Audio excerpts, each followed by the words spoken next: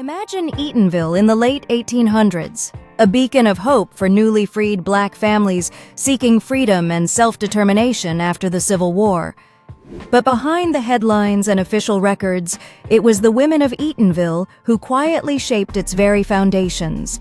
These pioneers, like Mrs. Julia Smith and Mrs. Sarah Lawrence, transformed adversity into opportunity through sheer will and resilience. They organized schools in church basements, teaching children by candlelight when resources were scarce and formal education was denied. Some risked everything to start businesses, from laundries to bakeries, providing not just essential services, but also jobs and dignity for their neighbors. With unwavering determination, they challenged the limits imposed by a segregated society, advocating fiercely for education, civil rights, and community welfare. Through quilting circles, Sunday gatherings, and informal networks, these women built systems of mutual aid that sustained families through the hardest times. Their voices echoed powerfully in town meetings, demanding clean water, safe streets, and fair treatment for all residents. While Eatonville's story often centers on politics and land ownership, its true strength came from these women's courage, vision, and relentless spirit.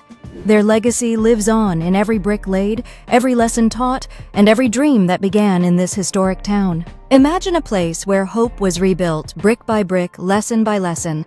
After the Civil War, Eatonville, Florida emerged as a beacon for newly freed slaves, determined to shape their own destinies and claim their place in a divided nation.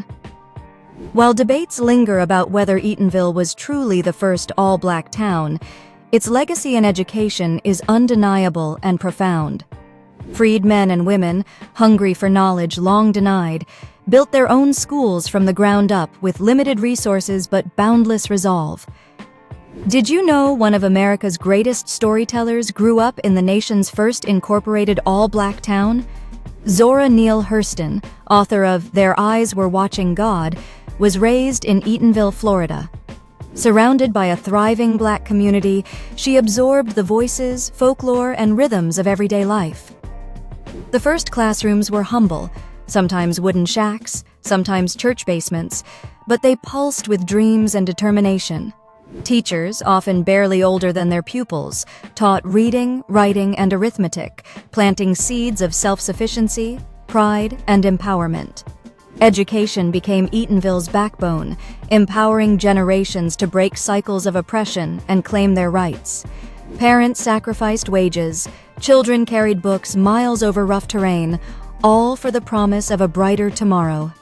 Against overwhelming odds, Eatonville's schools became sanctuaries of hope, proving that with unity, courage, and determination, a community could rise, learn, and lead itself into a new era of freedom and opportunity.